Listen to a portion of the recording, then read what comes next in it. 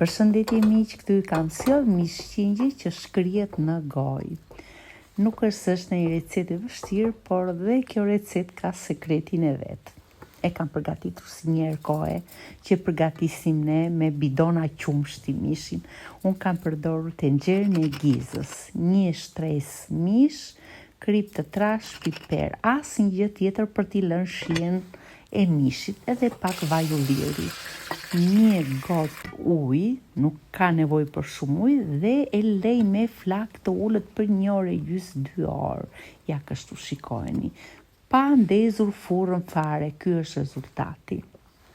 Megjithëse që shumë i shishëm, këtë mish ne kemi blerë në mal dhe është tamam si mishi që kishim ne në përmet. Shikoni tani duket rezultati, siç e kam postuar dhe recetën, e kam shoqëruar me qull, polenta i themi ne, që kisha përgatitur me lakër të zezë, lakër kale.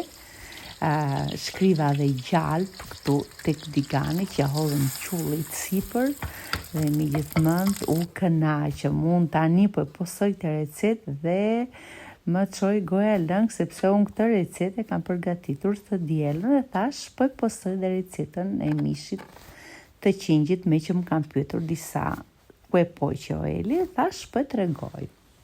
Kështu që edhe mishi ka sakin e vet që të dali but, që mos të bëhet i fortë si gom, kështu që përgatiteni në këtë mënyrë dhe megjithëse do ngelini të kënaqur. Kjo ishte receta për sot, ju përshëndes. Ciao ciao.